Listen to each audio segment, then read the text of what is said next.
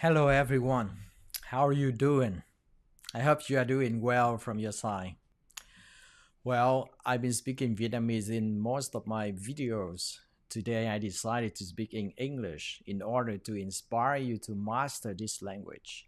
You can see the world with different angles when you master English. Before you know what we are talking about, I'd like to show you a very special video, and after you enjoy watching this video, then we come to our program to see the author of this video.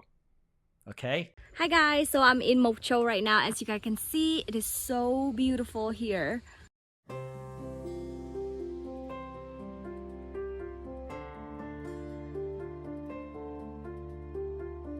My visit to Moch gave me an opportunity to experience community-based tourism firsthand.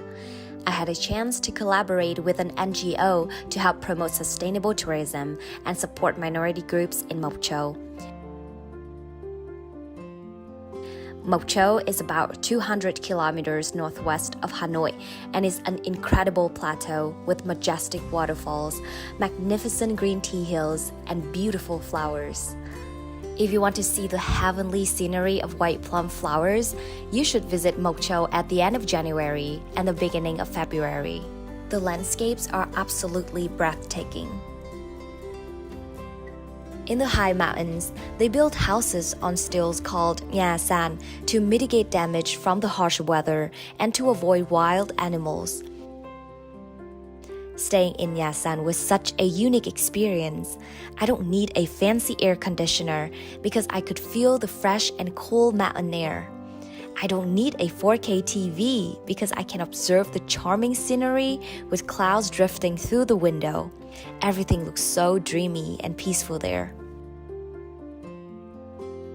White and black Thai people are the biggest ethnic groups in this region. They're known for their stunning costumes and colorful scarves. The local showed me how to make a traditional scarf called khăn piêu. As Thai women, they were taught by their mothers how to weave and embroider khăn piêu, so when they get married, the scarf will be given to their parents-in-law as a gift to show respect. It takes about 2 to 4 weeks to complete a scarf, and each khăn piêu tells a different story through its patterns and colors. The hosts were friendly and helpful. They gave me opportunities to fully embrace their culture. I had a chance to participate in many agricultural activities such as picking plums, planting rice, and harvesting strawberries. These experiences really changed my views about food and where it comes from. I realized that every grain of rice that I have every day contains so much love and hard work from the farmers. Thanks to the trip, I learned that I'm terrible at walking on stilts. Have you ever tried it before? It's harder than it looks, I swear.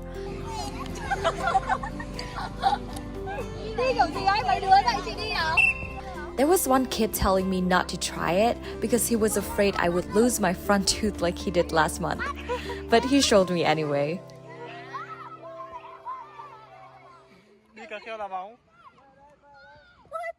Playing with the kids, teaching them English, and taking pictures with them were my favorite moments throughout the trip.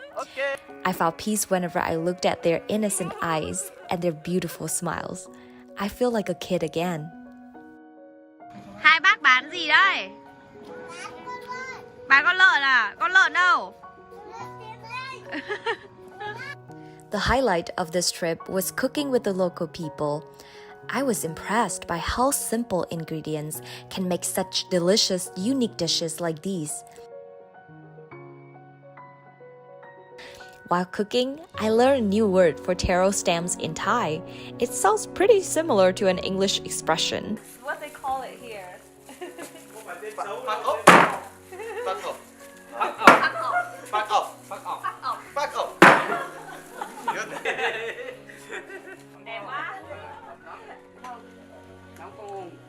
After dinner, I got to wear the traditional clothes and immerse myself in their cultural dances. Gong Chieng dance is usually performed to wish for a prosperous new year in Hmong culture. Dao people have unique bell dancing around fire rituals with the purpose of paying tribute to their ancestors. Bamboo dancing is not only popular in Thai culture, but also in other Western tribes of Vietnam. The dances bring people from different ethnic groups closer. It's great to see them sharing cultures, dancing, and laughing together. Unfortunately, these traditions are fading away due to the rise of globalization. One of the ways to help minority groups revive and preserve their culture is to become responsible travelers. That means understanding local cultures, supporting the local economy by purchasing local goods, and practicing an environmentally conscious lifestyle. By doing so, we not only help minority groups increase their income, which can help them access education and healthcare, but also empower local communities to lift themselves out of poverty. I know it's hard to directly support minority groups in this challenging time. However, digital media has played an important role in cultural heritage preservation. If you can't travel right now, share this video to raise awareness about sustainable tourism. Connect with me on my social media to create a community. Subscribe to my channel to follow my journey. Together, we can preserve cultural heritage which can pass on to future generations. I decided to become a responsible traveler. How about you?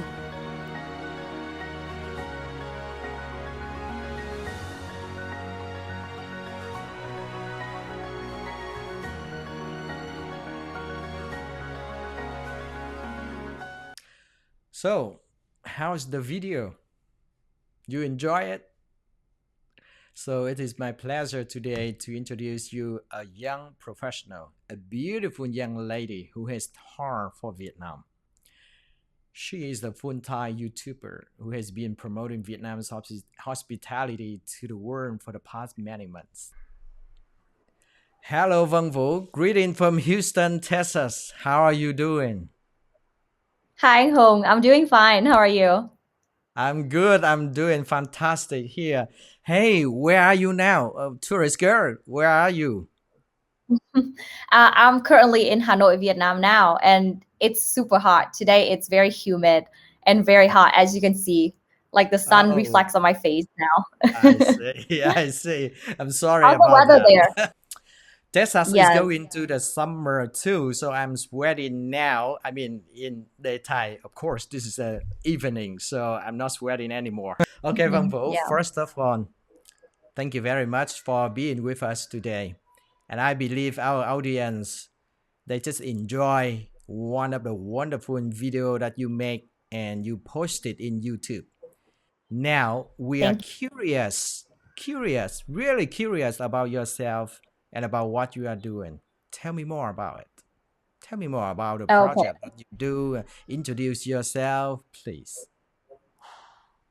Okay, so hi everyone. My name is Vân. I was born and raised in Hanoi, Vietnam. But at the age of 17, I went to US to study abroad.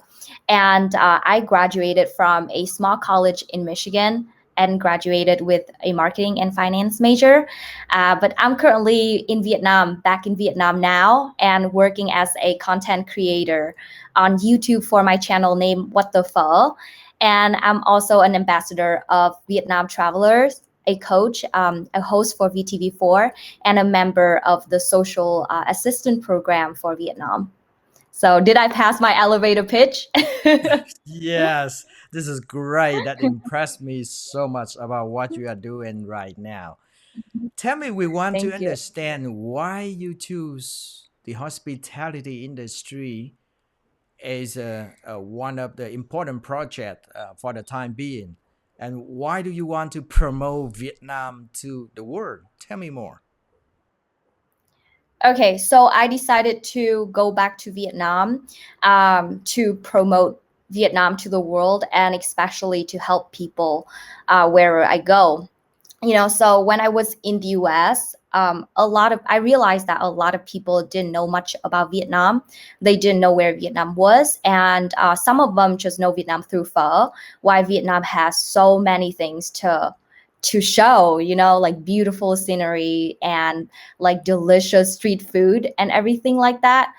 And I just realized that I needed to create something to raise awareness. So that's the reason why I created my YouTube channel and just travel to show people how beautiful Vietnam is. And especially when I was in the US, I had a chance to work with a lot of Vietnamese refugees. And they said they haven't been back to Vietnam for about 20, 30, or even like 40 years. Was such a long language.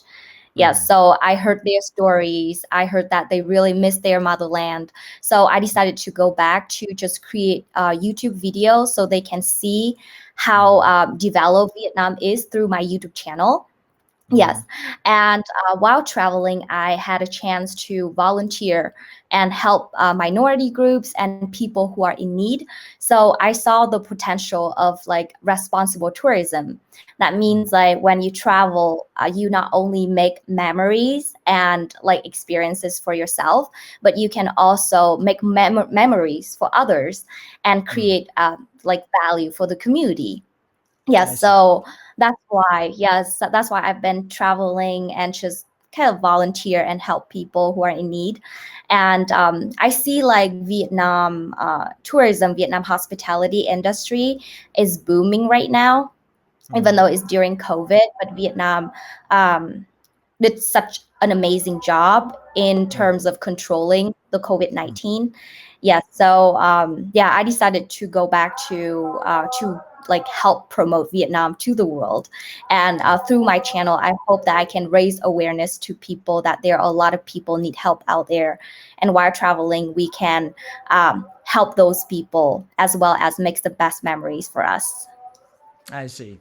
So do you think the tourism and culture could enhance the understanding amongst the countries, especially with the special country like Vietnam and US, where we had a past together? I put a past in the blanket, the past together. Yeah. And how do we enhance the understanding between those countries? Yes, I mean, like through traveling, it can help a lot because we have different languages. That means we have different cultures. So when we travel, we can learn so much about people's behavior and people like languages, why they do or say or communicate the way they do. So from then, I feel like we can be more sympathetic and can be like less biased toward specific problem. So for example, tipping culture, right? Most of the Asian countries, we don't have tipping culture, but in the US, they have tipping culture, and it's like so important. And if like we go to the US to travel and we don't know the tipping culture, it can create conflicts, misunderstandings, and eventually it can cause stereotype, and even worse, it can cause discrimination toward Asian people. So it is very important for everyone to understand each other culture, because we can understand the root of the problem and how to solve it from each other's point of view. Yes. So I feel like between the US and Vietnam, when you said it was the past, we were in a bad term, but a lot of people didn't know that Vietnam, North and South, were united since like 1975. So through channels, through videos, and through the story, I feel like I can help people understand more about Vietnam, the history, the culture, and the people, the food, so people can have a big picture of the current situation right now, and we can understand each other more. And I always believe that if every one of us understand each other culture, the world will be a better place, because we can mitigate so many conflicts. I see. Such a very inspiring with what you are telling us right now. And okay, what I observed so far is that when you do the traveling, it is very hard. This is a hard job. I don't find it's an easy job. I mean, you have to book the hotel, you have to search the location on the maps. You have to study the culture. You have to do many things. And being as a young girl, a beautiful one like this, you faced any challenge when you travel? And I'm curious that you travel alone or you travel with a team? Most of the time I travel alone. So before traveling alone, I told my parents to recommend me to a place that I can learn martial art and like kickboxing for about like 6 months, so I can be Wow, ready this is a for dangerous girl, huh? Okay. for solo travel. So most of the time I travel alone, and sometimes I meet my friends there, or I meet new people there, and I just discover the new places with them. Because like I realized that in Vietnam, solo travel is not like not what popular. Yeah, but in the US, I travel alone all the time.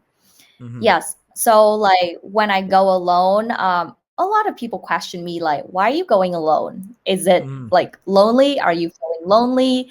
And are you not afraid of like the danger out there? I had encountered a lot of like catcallings and a lot of scams and stuff like that on the way. Yes, but the more I go, the more I know and distinguish the threats. Yes, so I have learned a lot. It's dangerous if you don't know martial art and you you don't have any experience. You don't have any experience beforehand, but I feel like is a very like unforgettable experience, and unforgettable experience when you travel alone. Yeah. Well, brave girl. Well, tell me, what is your next destination? What is your plan? What is your plan for the next destination? Because we are eager to watch your video, the upcoming video.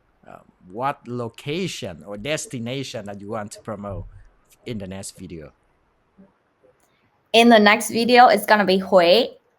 I just went to Hue before the 4th wave of the outbreak. It was beautiful there. Yes, a lot of history and culture to learn, and the food is very diverse and very delicious. So I made like probably like 3 videos about Hue, but I'm gonna post the first one tonight, which is like July 8th, June 8th. Okay. Yeah, so I'm gonna post that today, and my future plan is to travel from north to south of Vietnam. Start from the northern part of Vietnam first. Yes, because I love to see the mountains and the minority groups up there. I had a trip in Moch 3 months ago, and it was great. So I wanted to do more in terms of going to Sapa or Ninh Bình or Hà Giang. Hà Giang Loop is beautiful. I'm going to show you guys all of that in my video. So that's my future plan. Wow, that's good. All right, Văn Vũ. Okay, guys, we've been speaking English in order to inspire you to master this language, because once you learn English, this is a real case. Our guest today, you see her left Vietnam in the age of 17, and she spent 7 years in the US. But do you think she can speak both language? Văn Vũ, em có nói được tiếng Việt không? Em có nói được tiếng Việt ạ. Em có nói được tiếng Việt làm sao mà quên được ạ? Làm sao mà quên? Nãy giờ nói tiếng Anh mà anh tưởng rằng em đã quên tiếng Việt, hay là không thể nói được tiếng Việt bởi vì cái giọng nói tiếng Anh của em như là cái người Mỹ bản xứ vậy. Cho nên đó là nhân cái buổi trò chuyện như thế này, chúng ta nói bằng 2 thứ tiếng luôn. Bởi vì cái việc làm những video để giới thiệu Việt Nam cho nước ngoài, đặc biệt là trong cái ngành du lịch, nó mang một cái tác động lớn và có sức ảnh hưởng lớn đến cái ngành du lịch của Việt Nam. Thế thì thông qua cái công việc này đó, theo những cái nơi chốn mà em đã đi thăm viếng như vậy đó, thì em nghĩ cái ngành du lịch Việt Nam nó đang cần bổ sung thêm những cái yếu tố nào để có thể hùng mạnh giống như những cái quốc gia mà có ngành du lịch phát triển ở trên thế giới? Nó đang thiếu những yếu tố nào cần phải bổ sung thêm theo cái ống kính của em, cái con mắt nhìn của em khi em đã đi thăm viếng nhiều nơi như vậy? Vâng, em thấy là ngành du lịch Việt Nam đang phát triển khá là tốt, và khi mà một người đi du lịch ở bên nước ngoài, đã quen du lịch và có trải nghiệm ở bên nước ngoài, và khi về Việt Nam thì em thấy là một cái điểm cộng của Việt Nam là những cái cảnh đẹp nó rất là hoang sơ và nó rất là đẹp, nó rất là ngút ngàn luôn ấy ạ. Nhưng mà có một số điểm mà Việt Nam cần bổ sung và cải tạo hơn nữa để có thể thu hút được nhiều khách nước ngoài hơn, là thứ nhất là cơ sở hạ tầng. Có nghĩa là ngay ở thành phố như là Hà Nội hay là thành phố Hồ Chí Minh thì những cái cơ sở hạ tầng cần được cải tạo nhiều hơn nữa, cần đường bằng phẳng hơn, và cái giao thông ở Việt Nam cần được cải tiến hơn một chút nữa để cho phù hợp với cả cái văn hóa cũng như là cái thói quen tham gia giao thông của người nước ngoài đó. Và cái thứ hai em nghĩ là cái đội ngũ du lịch, đội ngũ nhân viên du lịch của mình thì cần nên được đào tạo một cách bài bản hơn và chuyên nghiệp hơn.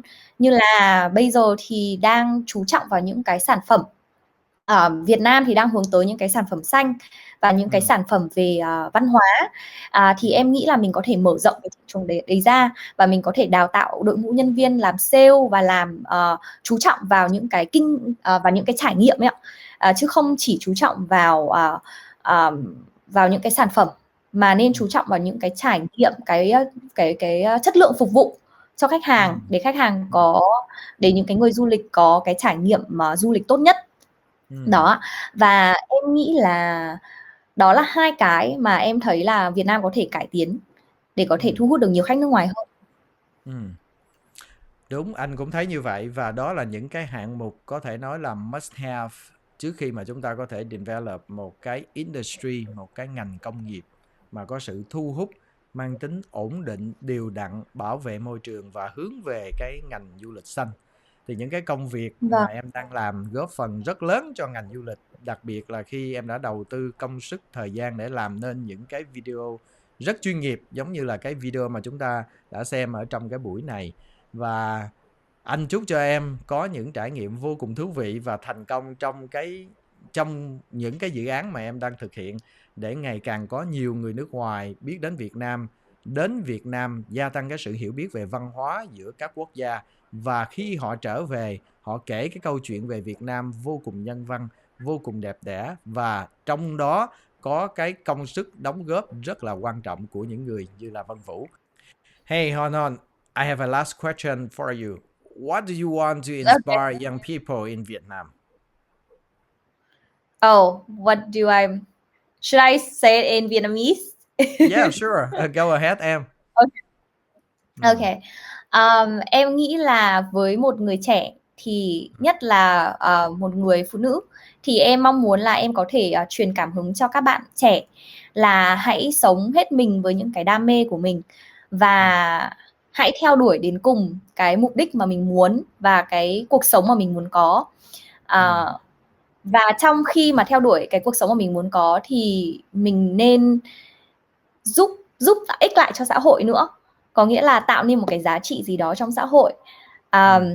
Và em luôn luôn đi theo cái philosophy này, thì em cũng muốn chia sẻ cho các bạn là khi mà các bạn chưa biết mình phải làm gì ạ, thì hãy dựa trên 4 cái vòng tròn. Một cái vòng tròn là mình đam mê cái gì, cái vòng tròn thứ hai là mình giỏi cái gì, vòng tròn thứ ba là xã hội cần cái skill gì từ mình và cần cái giá trị gì từ mình, và cái vòng tròn thứ tư là mình được trả tiền để nuôi dưỡng và phát triển cái đam mê đấy bằng cái ngành nghề nào mà vẫn phục vụ được 3 cái vòng tròn còn lại. Đấy, thì các bạn hãy tìm cái điểm ở giữa của 4 cái vòng tròn đấy, và hãy thực hiện cái đam mê của mình và give back, pay it forward to the community. Đó. Và em cảm thấy là với cương vị là một người phụ nữ nữa, thì em thấy là chưa có nhiều bạn nữ tham gia ở trong YouTube này, hay là đi du lịch, và nhất là ở trong cái ngành business, bởi vì em đã từng học finance và business, thì em mong muốn là em sẽ làm một cái người truyền cảm hứng cho giới trẻ, nhất là các bạn nữ, có thể tự tin hơn, thể hiện bản thân nhiều hơn, và hãy theo đuổi những cái gì mà mình mong muốn. Đó ạ, đó là câu nhắn nhủ của em đối với các bạn trẻ. Như thế thì những cái hoạt động truyền cảm hứng cho giới trẻ là anh hy vọng nó sẽ xảy ra trong một cái tương lai rất gần, đúng không Vân Vũ? Dạ vâng, mong là như thế ạ. Anh hy vọng rằng dịp tới có thể trò chuyện với Vân Vũ ở những chủ đề tiếp theo ha. Dạ vâng, em cảm ơn anh rất nhiều vì buổi trò chuyện ngày hôm nay ạ. Cảm ơn Vân Vũ và cảm ơn quý vị khán thính giả đã theo dõi cái buổi trò chuyện này, và chúng ta hy vọng sẽ gặp lại Vân Vũ ở những cái chủ đề tiếp theo. Xin chào các bạn và hẹn gặp lại trong những video tiếp theo.